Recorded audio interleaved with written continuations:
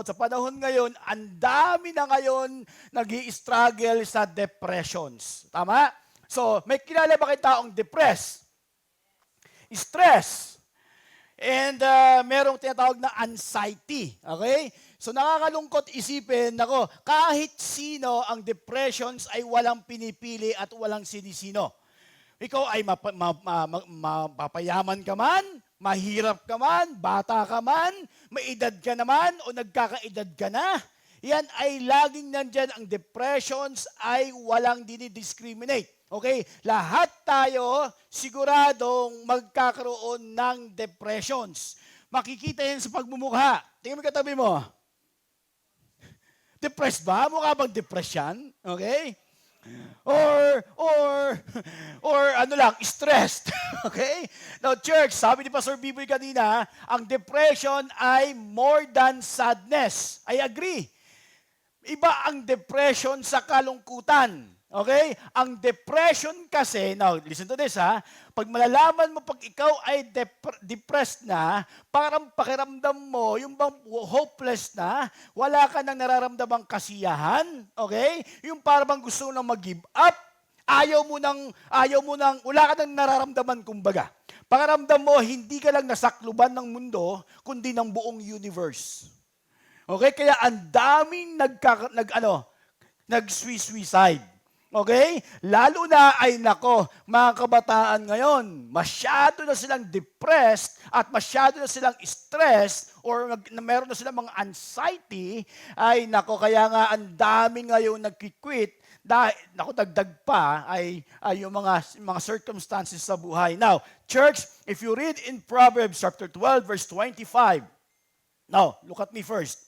Mga kaibigan, hindi ako expert pagdating sa clinical or counseling or psychological. Okay? Pero may mga kaibigan ako, nag-aaral dito at also at the same time, ay nako, nire-research ko rin about anxiety, about depressions, about mental health. And again, 2 weeks ago, sinasabi natin na totoo ang mental health issues. Okay? Lahat tayo ay kailangan natin alagaan yung ating isipan. If you read in Proverbs 12 verse 25, sabay-sabay tayong basahin, sabi doon, anxiety in the heart of man causes depressions. Yung fear, yung mga worries sa buhay-buhay, nagkakos yan ng depressions.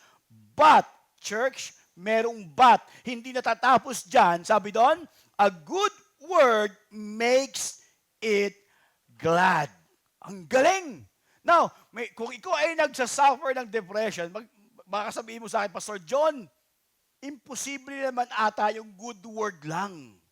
Parang hindi mo alam yung situations ko. Hindi lang madadaan sa magandang salita. No, mga kapatid, listen to me. Tingin sa akin, ituturuan ko kayo ng City-Light, lalo na kung ano yung spiritual counseling. Okay? Ituturo ko sa inyo, doon tayo medyo expert pagdating sa counseling, yung good word. Now, church, listen to me. Yung good word, pag ikaw ay depressed, yung maririnig mo, maybe magbabago ng emotions mo o ng mindset mo. At ang good word na sinasabi dito, hindi na yung mga naririnig mo sa ibang tao, kundi yung salita mismo ng Panginoon. Do you agree? Is God good? All the time, God is good. Now, meron ako mga causes of depressions. Number 1, ito yung 4 na bagay. Number 1, biological. Pag sinabing biological, okay, tama ba yung pronunciation ko? Biological. Okay? 4 root causes of depression. Number 1 is biological. Tama, di ba? Biological. Okay? Anyway, hirap ako sa biological. Okay. Anyway, yung biological, okay, ibig sabihin, pag halimbawa may sakit ka, nagkakos siya ng depressions. Like for example, meron kang gout. Like sila Pastor James, sila Pastor Biboy, sila Troy, yan sila Atan, yan, lahat ng medyo may edad dito, may mga gout niya, mga yan. Minsan nagkakos siya ng depressions. Okay? Or kaya minsan, katulad ko, actually po wala akong gout. Okay? Pero meron akong frozen shoulder. Okay? At ngayon, nagkakos sa akin ng anxiety. Because hindi ko maangat yung aking kaliwang shoulder. Okay? Naiinis ako, nai-stress ako. And then at the same time, nagkaroon ako ng lower back pain. Nakaka-depresyon. Kasi hindi mo madampot yung mga nasa baba. Kaya naglakad ako kahapon eh. Okay? And then also, kagaya nila Kuya Troy, yung lagi nakasimangot kasi meron silang nararamdaman. Nadidepress yung mga yan. Okay? Yan ay causes. Okay? Ito yung totoo. Okay? Matatawa tayo ngayon, lalo na yung mga babaeng bagong panganak. Tawag dyan is postpartum. Yung bang hindi mo maintindihan bakit ka umiiyak. Yan ang depressions. Sa mga stages na ganyan, ang causes ng depression is biological, maybe mga sakit mo, maybe kulang ka sa tulog, kaya ka ganyan, kaya ka depressed. Okay, kulang ka sa Shopee, kaya ka depressed, di ba? Ang dami mo ng add to cart, hindi mo pa ma-check out kasi wala kang pambili, nadidepress ka. Hindi ka nakakapasyal or sometimes, pangalawa, relational. Maybe sa mga magulang, kaya ka nadidepress is because yung mga anak mo ang tigas ng ulo. Okay? Hindi mo kayang kontrolin. O kaya yung situations mo, yung bang may mga taong nakasakit sa'yo, meron bang ganyan? Na broken-hearted ka, nadidepress ka? Okay, yung mga bagay na ina-expect mo dun sa mga taong, tingin mo magmamahal sa'yo, magtutulong sa'yo, pero hindi sila tumulong, na nagkakaroon ng depressions. Yan ay, that's why, church, habang na kayo nakaupo dyan, dapat malaman natin saan ka nadidepress. Ano ang pinanggalingan? Baka may sakit ka, okay, wala kang panggamot, o tumataas ng balihin, relational, or circumstantial. Or maybe, kaya ang tao ngayon nadidepressed because baka nawalan ng mahal sa buhay. Nawalan ng trabaho. Tama? Kaya ka nadidepress. May mga taong, mga bagay na yung mga lindol, yan. Tama? Kaya ka nadidepress na nakita, yung mga tao sa Cebu. Maybe ang daming depressed dyan kasi mismo iba dyan nakakita kung paano nawala ang kanilang mahal sa buhay. Kaya nade-depress ang tao. That's why you have to know yung causes, yung root. Kasi pag hindi mo malalaman yan, hindi mo kayang masolusyonan. Nagkaintindihan ba tayo? Pakiakbay yung katabi mo.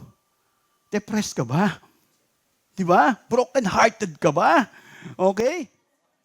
Noong pandemic, alam nyo ba na in-experience ko rin ang depression, ang pagkakala ko 1 week. Okay? Your circumstances na ba, yung bang di ba nakakainis, nakaka-depress yung wala kang magawa?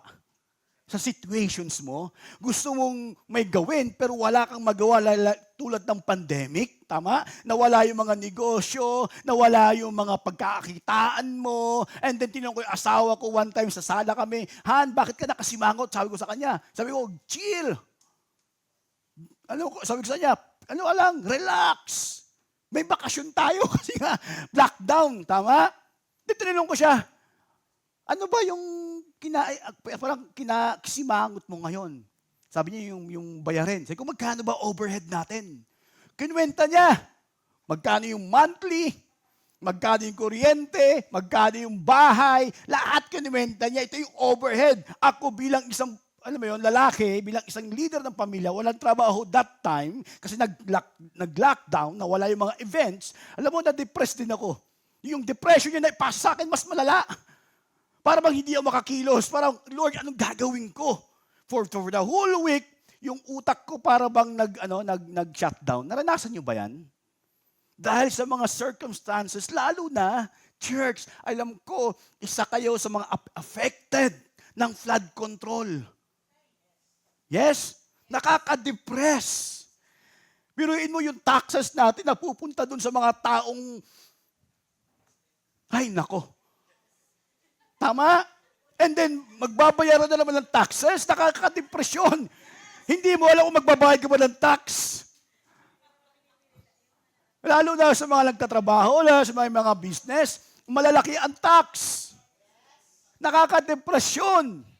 Kaya ito yung mga causes ng depressions, and then, mas lalo na nakaka-depress pag sa social media, tama?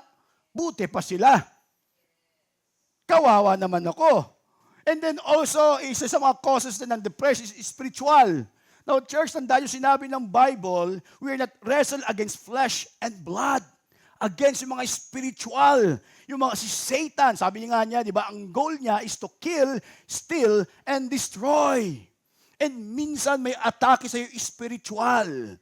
Okay? Kaya ka nagkukos ng depressions. Nagkakaintindihan ba tayo? Malinaw ba? Now, again, look at the person beside you and tingnan mo siya, yung mukha niya, yung kilos niya, depressed ba yan? Nakasimangot ba yan? Kasi nga, malalaman natin yung taong depressed na kung makikita mo yung sa mood niya. Number one, ako church, alam nyo ba si Jeremiah? Sabi ko nga sa inyo, lagi natin nababanggit si Jeremiah, siya yung tinatawag na weeping prophet. Sabi ko nga, ayaw ko maging Jeremiah na weeping prophet. Okay? Gusto ko maging bold prophet. Gusto ko maging strong prophet. Unlike Jeremiah, naging weeping prophet. Umiiyak siya because sa mga nakikita niya. Now, church, si Jeremiah ang sumulat ng Lamentations. Now kabataan, mga church tingin sa akin ha, habang binabasa natin to, yung kanyang nararamdaman about depressions, ako, ilagay ninyo yung sarili nyo sa sarili niya. Because that time, sa panahon ni Jeremiah, ay yung ginawa ni King Solomon na temple, after 400 years, okay, sinira ito ng Babylonians. Sinira yung kanyang tahanan, sinira ng Babylonians yung kanyang bansa na kumbaga yung Jerusalem, sinira yung wall, nakita ni Jeremiah kung paano pinatay yung kamag-anak niya, nakita ni Jeremiah kung paano kinuha o kinidnap yung mga taong kaibigan niya, yung mga taong mahal niya sa buhay para dalhin sa Babylonians. Okay? Ito yung panahon nila Daniel. Nakukuha niyo ba ako? So, naramdaman ni Jeremiah lahat. Okay, na-depress siya, the Lord, bakit? And then if you read this in Lamentations chapter 3, verse 1 to 2, 5 to 8, 17 to 20, sabi doon, I am the man who has seen affliction by the rod of the Lord's wrath. He has driven me away and make me walk in darkness rather than light. Can you imagine that?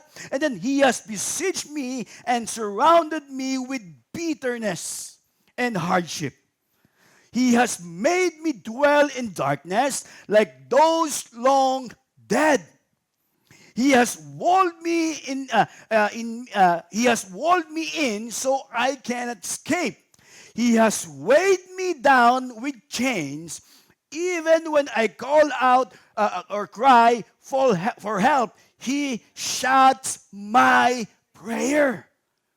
Grabe! 2 weeks ago. Yung sinulat naman ni Heman, grabe Lord, He shut me down. Sinarado mo yung para bang hindi mo pinakawalan. Nakita ko yung wrath ng Diyos kung paano kumilaw sa Jerusalem, kung paano nagkaroon ng suffering yung kanyang mga anak. Lord, na-experience, sabi ni Jeremiah, ito yun na nangyayari. And then sinabi niya, sabay-sabay tayo, sabi niya, I have been deprived of peace. I have forgotten what prosperity is. So I say, my splendor is gone and all that I hope from the Lord. I remember my affliction and my wandering, the bitterness and the gall. Okay? I will remember them and my soul is downcast within me. And my soul is downcast within me. Now, church, sasabihin ko sa inyo, ang anxiety, ang worries, yung mga depressions, yan ay totoo. Hindi natin yan kayang iwasan. Last week, sabi ni Pastor James, dahil tao tayo, ginawa tayo ng Diyos na mayroong tinatawag na emotions. Hindi yan tinanggal ng Diyos sa atin upang lalo natin siyang maramdaman, upang lalo natin tayong lumapit sa Kanya. Okay, lalo tayong kakapit sa Kanya pag nararamdaman natin yan. Mga kapatid, look at me. Pag meron ka ng mga anxiety, depressions, worries, trauma, mga bagay na yan ay warning sign sa'yo na dapat mo nang lumapit sa Panginoon. Na dapat ka nang lumapit sa Kanya. Pag may nararamdaman ka ng kakaiba, ito yung warning sign na dapat mo nang iluhod lahat sa Kanya. Amen? And the church, no, look at me. 2 truths to remember when you're battling these depressions. Number 1, your emotions are valid. No, look at me. Church, laging sinasabi ng tao, tao kasi tayo. Yung emotions mo ay valid. True or false? True. Kung ano yung nararamdaman mo, totoo yan. Hindi yan imaginations, okay? Kung ikaw ay depressed, yan ay totoo. Ang problema lang sa tao kagaya natin, yung emotions is valid, truth, pero incomplete. Tinutuldukan agad natin. Pagod ako, tuldok. Depressed ako, tuldok. Totoo naman nararamdaman. Ganito ako di ba? Sinasabi mo, emotions mo is totoo, valid, pero yan ay incomplete. Totoo yan, pero incomplete. Ang pinakatotoo at complete, ituturo ko sa inyo ngayon, sabi doon, your emotions are valid, but they are not permanent. Amen? Totoo yung nararamdaman mo, nasa depression stage ka, nasa season of depression ka or anxiety, nandyan yan, totoo yan, pero hindi yan permanent. Meron laging umaga. Kung gabi ngayon, sa Australia, umaga na. Ibig sabihin, laging may morning, laging merong lights sa end of the tunnel. Lagi ko itong kinakanta na there is a rainbow after the rain. Gusto mo makantahin ko ulit? Di ba? Alam ko, iba yung nasa tono niya, iba yung nasa tono ko. Pero kinurek ako. Sino ba nag-correct sa akin? Basta, Pastor, hindi po yun rainbow. Ay, sunshine. Paano? There's a sunshine after the rain. Diba? Hindi pala rainbow. Okay? Pati ako na-confused na rin. Hindi lang rainbow, kundi sunshine. Tama? Kung ano yung pinagdadaanan mo ngayon, mga kapatid, mga kaibigan, kung ikaw ay nasa depression season, totoo yan, pero hindi yan permanente. Hindi ka habang buhay ganyan. Amen ba yan? That because nung nalaman mo ang depression is not permanent, sabi doon, your situation feels hopeless. Mga depressed na tao, but, lagi mo sabihin, but, okay? Sabi doon, but with God, there is always what? Hope. Kung ano mang situations na pinagdadaanan mo ngayon, laging merong pag-asa kasama ang Panginoon. Lahat ng mga big names sa Bible naka-experience ng depressions. Kung kami mga pastor naka-experience ng depressions, tingin mo yung katabi mo, sabihin mo sa kanya, how much ikaw pa kaya? Tama? At ang problema, mga kapatid, now look at me.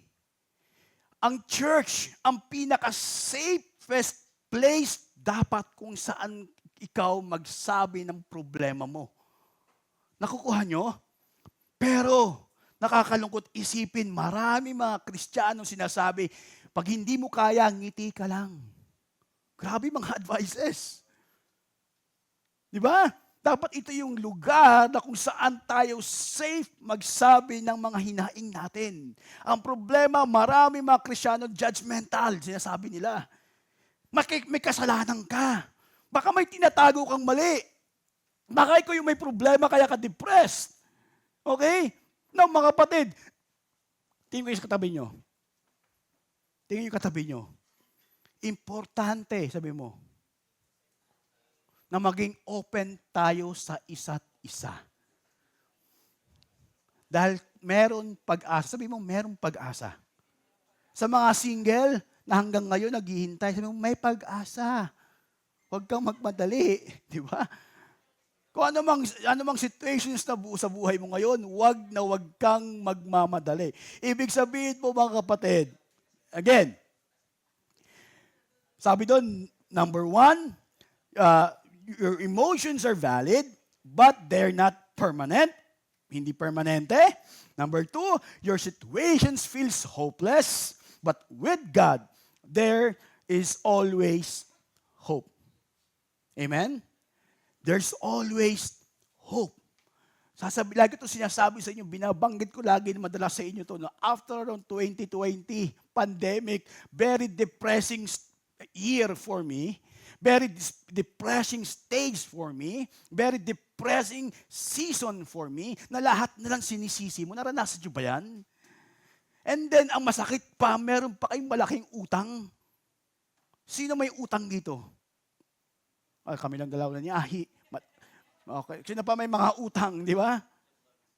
Nakakalungkot yun. Tapos hindi mo alam paano bayaran. Nakaka-depressed. Biruin mo yung pastor ka, depressed ka. Yung asawa ko nandyan. Imbis na yung ako magko-comfort sa kanya, baliktad siya yung nagko-comfort sa akin.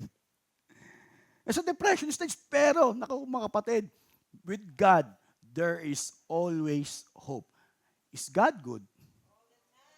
Alam mo, kung ikaw, sabi nga ni Pastor James Naran, hindi kasalanan, okay, na ma-depress ka, magkaroon ka ng anxiety, hindi kasalanan, ma-stress ka sa situations ngayon, kasalanan sa paghinayaan mo, i-rule ka ng emotions na yan. Kasalanan pag yung emotions na yan ang nag-control na sa isipan mo, ang nag-control na sa emotions mo, lalo na pag yung situations mo ang mag-control na ng faith mo. Amen ba yun? Yan ang nagiging kasalanan. Malinaw ba yun? Again, team katabi mo, pare, sabi mo, may bukas pa. Kantahan mo. May bukas pa ang iyong buhay. Di ba? Mga ganun. Totoo yun. Sabi ko, ako sana magtuturo ng voice lesson eh. Now, church, ito yung maganda. Sabi doon, your situation feels hopeless, but with God, there's always hope. Number 1, ito yung gagawin natin. Naming your emotions opens the door to changing your emotions. Now, church, ito yung mga solusyon. Ito yung truth. Valid emotions mo, valid yung nararamdaman mo, pingin mo hopeless pero may pag-asa sa Panginoon, para lang ma-identify mo, para lang maka-recover ka, para lang makaahon ka, okay? You have to name yung problema mo, yung emotions mo. Bakit ka ba galit? Saan ka ba galit? Aminin mo, galit ako. Aminin mo na merong kang nararamdaman na sakit, whatever. You have to name your emotions. Alam nyo ba merong studies na ginawa? Sino takot sa spider? Taas kamay. O tarantula or anumang mga ahas. Okay? Ako ayaw ko ng ahas. Okay? Anaconda, ipis yan. Takot sa ipis. Okay? Takot sa katabi.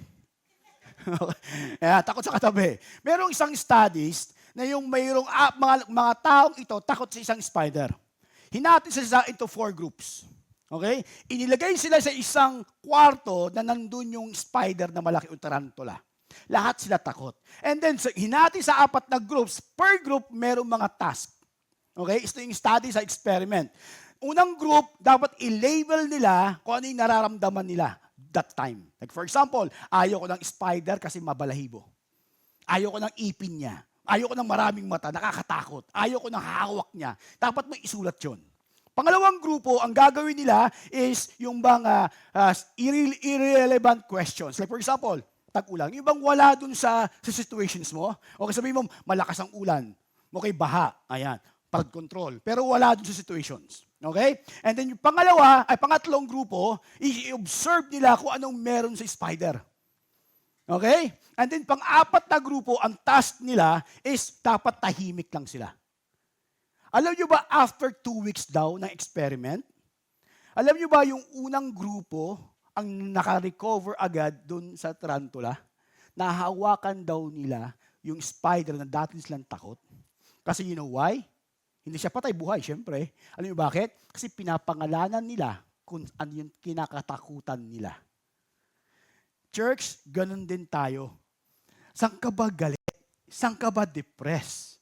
Dapat mong lagyan ng pangalan yan. Dapat mong makita yan upang ma-recover o makapag-move on ka at makabangon ka. Okay ba yun? Pangalawa, that's why you have to name your emotions and then we're not going to make, now church, pakibasa nga to, pakideclare. Sabay-sabay, 1, 2, 3, go. We're not going to make permanent decisions based on temporary emotions. Agree? Agree? Wag na wag kang mag-decide pag ikaw ay malungkot at nasa valleys. Siguradong mali ang magiging desisyon mo. Sabi nga nila, wag kang mag-decide pag ikaw ay galit. At wag kang magpa-promise pag ikaw ay sobrang saya. Okay? Meron akong ganyan. Naranasan ba yung nangako kayo, tapos pinagsisihan nyo? Naranasan yan? One time, sabi ko, nangako kila Ate Abby mo noon, ipagdadrive ko sila sa Quezon. Okay? Para lang makarelate lahat. Papalitan ko ang illustrations. Nandun kami sa Pangasinan, kasama yung team ko, sila Atan, sila Joysa, sila PB. Galing kami kila Pastor Nestor. Sabi ko, punta tayo sa palaisdaan. Alam mo yun? And then yung palaisdaan, sabi ko, anong meron doon? Sabi nila, maraming isdaan, kaya nga palaisdaan eh. Okay? Pwede kang maglakad sa parang panda, puro isda. At sabi ni Pastor Bibay, malapit lang yan. At sabi naman ni Atan, malapit lang yan. Malapit lang yan sa dito. Okay, sabi din ni Joan. So sabi ko, tara, punta tayo. Mag-enjoy tayo doon. Okay? So ayan na, from Pangasinan to Nueva Ecija, ang haba ng biyahe namin, promise. Siguro mga 4 na oras yun, tama? Ang masaklap pa, nagkanda ligaw-ligaw pa kami. And pagdating sa palaisdaan, hulaan nyo, sarado. Alam mo, minsan yung bang gusto mong magalit, kung sino yung pagagalitan mo. Okay? Pagagalitan ko si PB, kasi sabi niya, malapit lang yan. Sinigundahan pa niya, malapit lang yan, 2 hours. And then sinabi pa nila, Michael, nila Joan, doon tayo, enjoy. Nangako ko, sige, mag-enjoy tayo. Okay, now church, makinig. Minsan, huwag kang mag-decide pag ikaw ay depressed or masaya dahil pagsisisihan mo. Now, church, look at me. Kapatid, sabi doon, kagandahan kay Jeremiah. Okay, if you read in Lamentations 3:21, Yet this I call to mind, and therefore I have hope. Because of the Lord's great love, we are not consumed, for His compassion never fail. They are new every morning. Great is your faithfulness. Si Jeremiah, nandun sa valleys of depressions, pero kumambyo, yet this I call to mind. No, Lord, alam ko nandyan ka, may pag-asa. Ano ka mga kapatid, nakakatuwa dito if you read the Lord great love, sa Hebrew word is hesed, okay? Alam niyo pa yung word na hesed sa Hebrew ay napakamalinamnam, napakalalim na hindi kayang ipaliwanag ng English translations. Okay? Yung word na hesed, kumbaga sa parabag sa isang prutas na parang durian, nakakaba ng durian, ay hindi mo maintindihan yung lasa, na kailangan mo siyang namnamin, kailangan mong pag-aralan yung lasa ng durian. Yun din yung ginamit na salita dito na 400 plus times na ginamit sa Bible about hesed. In other words, yung pinakamababaw na meaning niyan is yung Lord's mercy, yung God's grace, okay? Yung compassion ng Panginoon. Ang pinakamalapit na explanations is yung unbreakable devotion to God's promises and covenantal commitment to God's character. Yan yung word na the great love, yung hesed. Sabi ni Jeremiah, oo nga, nandito ako sa depression stage, pero kailangan kong baguhin yung aking pananaw. And then also, yung His compassion na binanggit sa Lamentations, sa Hebrew word, yung ramaha. Now church, listen to this. Ang ramaha ay para bang na ikaw ay yung baby in the womb. Yung shelter na kung saan, pag ikaw ay nasa loob ng sinapupunan ng magulang mo, nandun yung alin? Nurturing, strengthening, shelter. Ito yung pinaka-sanctuary mo. Ibig sabihin mga kapatid, yung compassion ng Panginoon, yan ang sanctuary natin. Amen ba yun? Alam mo yung kantang Lilim? Napakaganda nun. Yung refuge. Lord, you are my refuge. Now, church, listen. Now, look at me. Sometimes, no, listen to this. Sometimes yung ating posture, okay, it reflects our mood. But, now look at me, church, most of the time, or also yung posture natin ay magkaroon ng malaking impact sa ating mood. Alam mo, that time in Jeremiah, sigurado ako, yung sinasabi yung first previous verse, bagsak yung balikat. Nakakita na ba yung taong depressed? Bagsak ang balikat, ano pa? Bagsak yung pisngi. Bakit ba pisngi? Yung mukha, bagsak yung mata, laging nakasimangot. Pero church, listen to this. Meron palang kinalaman yung posture mo. Pwede mo palang baguhin. Like for example, bagsak yung balikat mo at mapagod ka, subukan mong itaas yan. Kagaya ginawa, I do believe ni Jeremiah. Hindi ako sigurado, pero 100% ako na ginawa niya, nakita niya, nagbago kanyang isipan siya, ay lumuhod at sumurrender. Church, maybe yung posture natin, yung mindset natin, dapat nating baguhin para lang tayo ay magkaroon ng alin, tinatawag na hope. Baguhin natin itsura natin. Tingin katabi mo.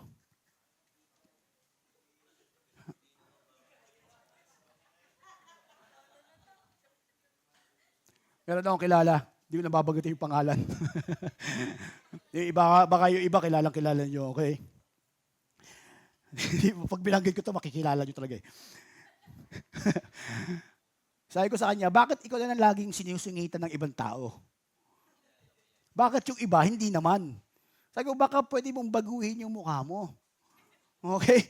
Baka pwede mong baguhin yung aura mo. Para lang yung ibang taong titingin sa'yo, magiging masaya din. Nakuha niyo ko? One time nga sabi na, meron ba diyang available? Sabi ko, meron. Pagbaba mo, ngiti ka lang. Makakapag-park ka, okay? Kilala niyo na. Okay? Niloloko ko lang lagi si Kuya Troy niyo, okay? At least hindi ko nabanggit yung pangalan. Ay, nabanggit ko ba? Nawala ko ng mic. Nakamute. Si Kuya Troy nyo, ganyan lang yan, pero grabe puso niya, malaki. Okay? Anyway, sigurado, pagbabaya ka din, nakangiti siya, nakapag-park siya ng maayos. Okay? Anyway, now church, listen to this. Instead na tayo ay magmukmok, okay? Pag tayo ay may problema, nasa depression seasons, imbes na magbumagsak yung ating balikat, ayusin natin yung posture natin. Tayo, luhod tayo at sumurrender sa Panginoon. Amen ba yun? Alam mo, pag sumurrender ka sa Panginoon, kagaya ng kanta kanina, the battle belongs to the Lord. Babaguhin mo nga yung mindset mo, babaguhin mo nga yung puso mo, babaguhin mo yung posture mo, dahil alam mo, ang Diyos ay kasama mo. Amen ba? That's why sinabi ni Jeremiah, if you read in Lamentations, chapter 3, verse 24 to 26, I say to myself, now church, look at me, sometimes, kailangan mong pagsabihan ang sarili mo. Minsan, kailangan mo mag-preach para sa sarili mo.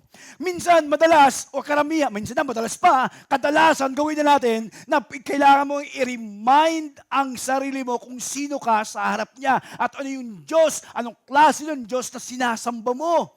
You have to remind yourself, you have to talk to yourself and sabihin mo, Hoy John, bakit ka ba malungkot?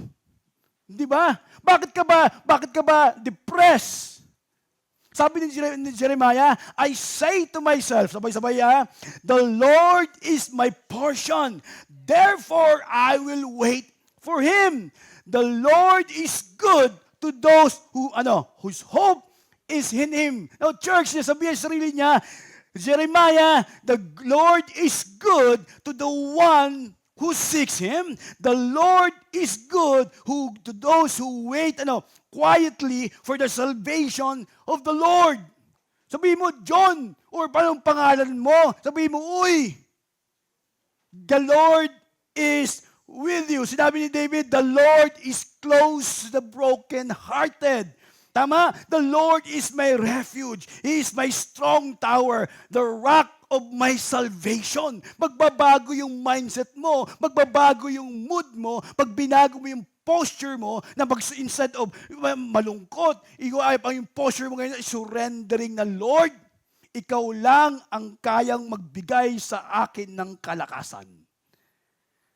Sabi ni David, the Lord is my shepherd. Oh, wow. Big word. Because ang shepherd ay kayang ibigay yung buhay sa mga sheep. Yung shepherd ang magpuprotekta against the wolves. But the Lord is my shepherd. Sinabi ni David yan because siya mismo ay shepherd. Alam niya yung character ng shepherd. Alam niya yung trabaho ng isang shepherd. That's why sinabi niya, Lord, you are my shepherd. I shall not want. He made me lie down in green pastures. Grabe, do I walk in the valleys of the shadow of death? Ang sabi ni David, I will fear no evil because there was, ay, pambihira, no? He prepared a table. Nako, habang may kaaway ako, meron akong dining. Meron akong peace of mind. Because the Lord now, ngayon, surrender ko na siya sa Kanya, siya ngayon ang lalaban sa lahat ng situations o problema na meron ako. Church, kailangan mo nang baguhin yung ating mindset. Kailangan mo lang ulit bumalik sa Panginoon. Kailangan mo ulit kilalanin kung sino yung sinasamba mo. Kagaya ni Jeremiah, napakaganda, yet I call this to mind. Although may problema ako, totoo yan. Pero hindi yan permanente. Kung may mga kaibigan ka na sa depressions, ang kailangan mo lang minsan, istapek sa balikat niya. Nandito lang ako. Tama? Hindi kita iwan. Sabihin mo lang, nandito para handang makinig para sa'yo. Kung ikaw ay nasa depression naman, sabihin mo, Lord, starting today, tinataas ko lahat ng worries, lahat ng problems sa inyo. That's why sabi ng Bible, cast all your worries. Bigay mo lahat. Kung problema mo, mga needs mo ngayon, may pangako din ang Panginoon. Matthew 6:25. Diba? Do not worry. Command yun. Do not worry. Command. Ano mo kakainin mo? Anong susuotin mo? Bahay mo? Provided na yan. Huwag kang mag-alala. Ako bahala sa'yo. Magtrabaho ka lang, hindi para dun sa pambayad ng bahay mo. Magtrabaho para sa akin. Ibibigay mo yung best mo para sa akin. Ibibigay mo yung trabaho mo para sa glory ng pangalan ko. Sabi ng Diyos. That's why sabi niya, Matthew 6:33, you have to seek God first. Yung heart ng Panginoon. Kasi pag nag-fix ka ng isipan sa Kanya, ay nako yung worries, depression, anxiety, church, magiging maliit yan pag ikaw ay naka-fix yung mata mo sa Panginoon. Amen ba yun? Parang magnifying glass. Lahat lumiliit. Pag ang magnifying glass, kung saan nakatutok, yun ang lumalaki. No, kapatid, huwag mong i-feed ang fears mo. Huwag mong i-feed yung anxiety mo. Huwag mong i-feed yung mga depressions mo. I-feed mo lalo yung faith mo para lang lalong lumaki at lumago. Is God good? Is God good? All the time, God is good. That's why, church, alam mo, every Sunday, during praise and worship, for me, ang praise and worship, isa yan sa pinaka-importanting part ng ating service. You know why? Because ito na yung time na pwede mong itaas lahat sa Panginoon, lalo na ang kanyang pangalan. That's why, church, kapatid, look at me. Tingay sa akin again. When you worship God, baguhin mo yung posture mo. Baguhin mo yung puso mo. Baguhin mo yung isipan mo. At lalo mo siyang makikilala sa pamamagitan, okay, ng willingness. Pamamagitan ng pag-obey sa Kanya. Is God good? All the time, God is good. So church, ano yung you have to name your depressions ngayon. Okay ba yun? Pwede niyo bang hawakan yung katabi niyo ngayon? Sabi mo nga, how can I pray for you? Because sa church na to, kagandahan, sabi ng sharpens iron, iron sharpens iron. Let's pray for one another. Help one another. Encourage one another, sabi ng Bible. Sabi ng salita ng Panginoon, you have to encourage one another. Kapatid, may favor ako sa inyo. Okay? Bago tayo matapos, tingin sa akin, pwede nyo bang gawin? Ganun nga kayo. Tumangon kayo. Pwede nyo bang gawin? Pwede nyo bang gawin? Para lang ma-encourage yung kasama nyo ngayon, yung family natin, say one word. One word only. Na mag-uplift ng moral o magbo-boost ng moral ng kasama natin ngayon. Okay ba yun? Yet, I call this to mind. Sabi ni Jeremiah, I say to myself, the Lord is my portion. Therefore, I will wait for Him. The Lord is good to those whose hope in Him. To the ones who seeks Him, it is good to wait quietly for the salvations of the Lord. Mga kapatid, mga kapamilya, mga kapuso, mga kanguso, may pag-asa. Huwag mo lang hayaan na ang emotions mo ang mag-control ng buhay mo. Father God in heaven, Lord God, thank you.